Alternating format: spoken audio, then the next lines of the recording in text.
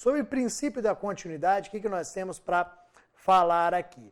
Vejam que a CLT prevê a possibilidade do contrato ser firmado por prazo determinado ou indeterminado.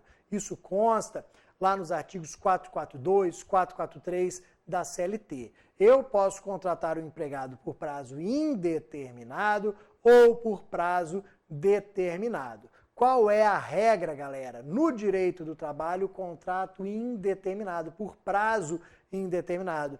Você está sendo contratado hoje. Até quando? Até quando Deus quiser, até quando você quiser, até quando eu quiser. Pode ser que amanhã você seja demitido, pode ser que amanhã você peça demissão, pode ser que você se aposente nessa empresa, pode ser que você morra com 120 anos trabalhando aqui ainda, com quase 100 anos de empresa. O contrato é por prazo indeterminado, ninguém sabe quando será o seu término. E vejam que isso é uma presunção.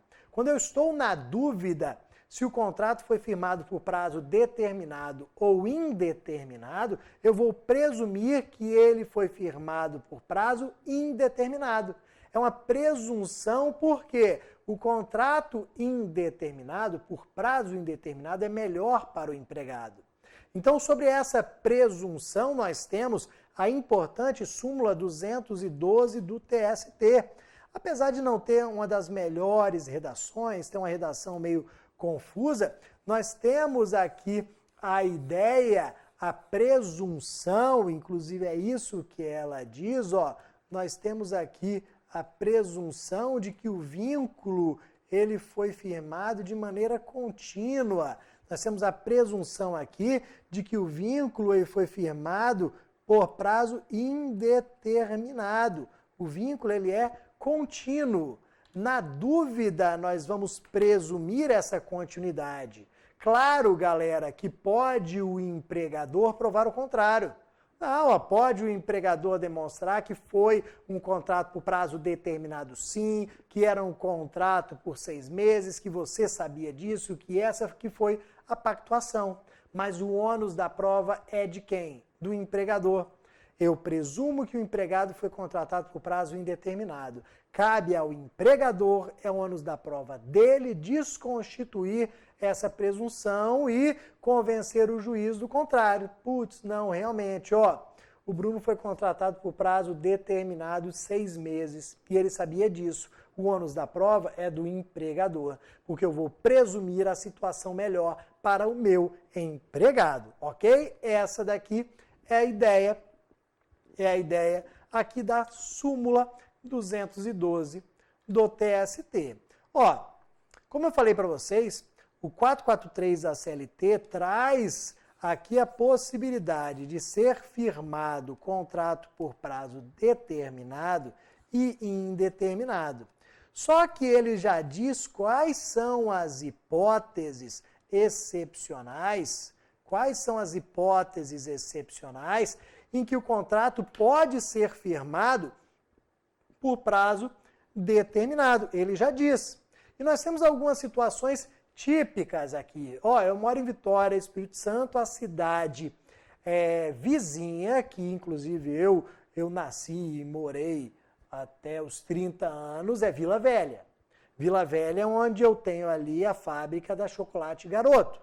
Beleza. A Garoto todo ano, nos 2 meses antes, 3 meses antes da Páscoa, vai lá e contrata aquela enxurrada de pessoas.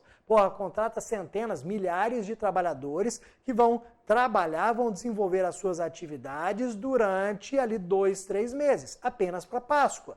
Depois, a grande maioria acaba sendo dispensada. Vejam que eles contratam por prazo determinado. Você está sendo contratado por 3 meses, por 4 meses. Daqui a pouco chega a época de Natal. Os shoppings bombam, as lojas vão lá, contratam mais vendedores. Mas contratam os vendedores por 2, 3 meses. Nem isso. Novembro, dezembro, acabou. Janeiro, está todo mundo na praia lá, comendo o seu picolé, tomando o seu sorvete. Então, no Natal, eu tenho essa contratação por 2 meses.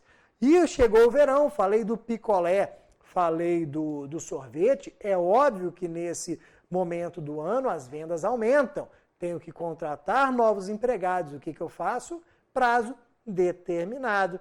Então a gente está percebendo o seguinte, que geralmente o contrato por prazo determinado, ele está atrelado a esse aumento de produção, esse aumento de vendas, esse aumento aqui de realmente da necessidade por aquele período.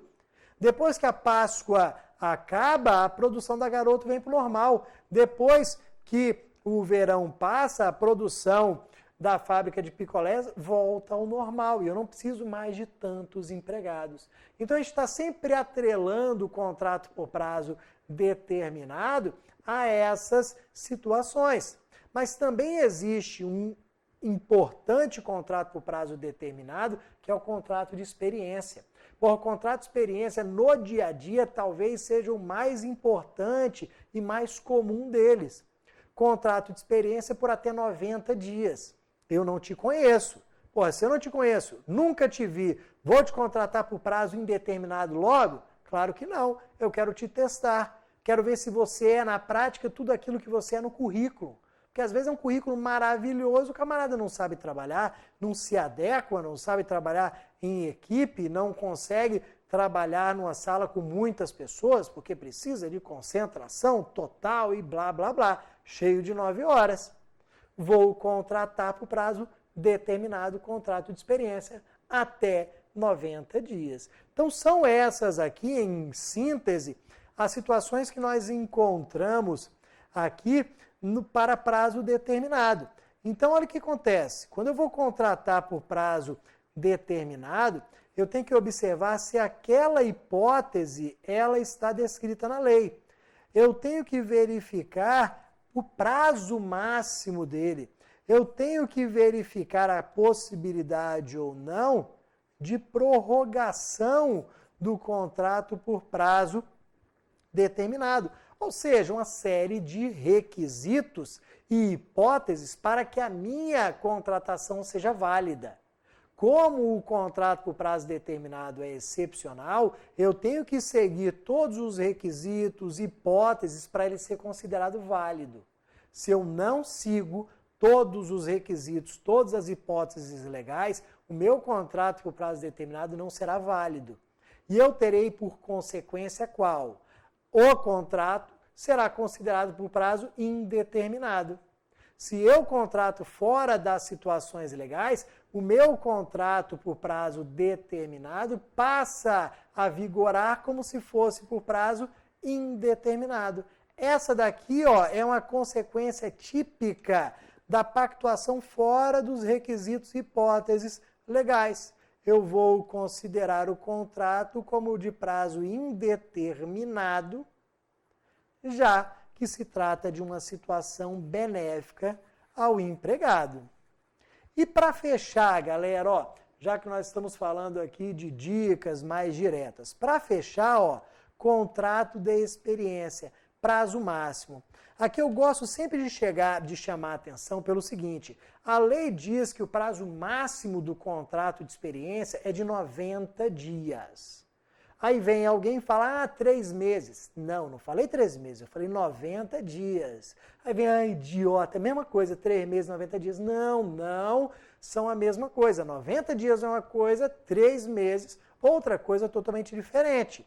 Vejam, eu estou falando em 90 dias. Como é que eu conto 90 dias, galera? Eu pego o calendário e saio contando os dias ali, 1, 2, 3, 4, 5. Eu vou contando os dias do calendário até chegar a 90. E 3 meses? Como é que eu conto 3 meses? Ó, exemplo, estou aqui dia 12, vamos colocar, estou aqui dia 12 de 8 de 2015. Como é que eu conto 3 meses? 12 do 9, 12 do 10, 12 do 11. É assim que eu conto 3 meses. Ó, eu vou repetindo o dia. Eu não vou contando em calendário, eu vou repetindo o dia. Por isso que 90 dias não dá a mesma coisa que 3 meses. Porque nós temos meses de 28 dias, ano bissexto 29, tem de 30, tem de 31, então pode variar. Então, prazo máximo do contrato de experiência, 90 dias. Ultrapassou um dia. O camarada trabalhou 91 dias. E aí? Contrato por prazo indeterminado, porque você fugiu dos requisitos legais. Então, você se embananou, colocou 3 meses deu 91 dias, já era contrato por prazo indeterminado. Ok, galera? Já volto. Um abraço.